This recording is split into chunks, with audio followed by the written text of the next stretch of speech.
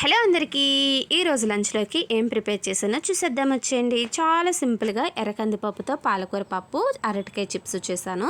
ఎర్రకందిపప్పు చాలా ఫాస్ట్గా ఉడికిపోద్ది. కుక్కర్లో 1 విజిల్ వస్తే చాలు. కందిపప్పు, పాలకూర, పచ్చిమిర్చి, వాటర్ వేసి మూత పెట్టి 1 విజిల్ వచ్చే వరకు ఉడకబెట్టేసి ప్రెజర్ పోయిన తర్వాత పప్పులోకి ఉప్పు, కారం, కొద్దిగా వాటర్ వేసి ఒక 5 నిమిషాలు ఉడికించి పోపు పెట్టేసుకుందాం.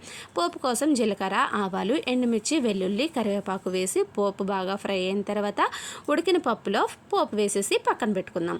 ఇప్పుడు అరటికాయ చిప్స్ కోసం డీప్ ఫ్రైకి సరిపడా ఆయిల్ వేడి చేసుకుని సన్నగా కట్ చేసుకున్న అరటికాయ ముక్కల్ని ఇలాగా ఫ్రై చేసేసుకుందాం. ఫ్రై అయిన అరటికాయ చిప్స్ ఇందులోకి మనకి ఇష్టం ఉంటే ఉప్పు కారం వేసుకోవచ్చు, లేకపోతే ఇలా కూడా తినేయచ్చు. నేనైతే రుచికి సరిపడగా ఉప్పు, కొద్దిగా కారపొడి వేసి బాగా మిక్స్ చేసేసుకుని ఇప్పుడు వేడివేడి అన్నంలో ఎర్ర కందిపప్పుతో పాలకూర పప్పు వేసుకుని చక్కగా అరటికాయ చిప్స్ పెట్టుకుని తింటే టేస్ట్ అదిరిపోయింది. ఈ వీడియో నచ్చితే ఒక లైక్ కొట్టండి.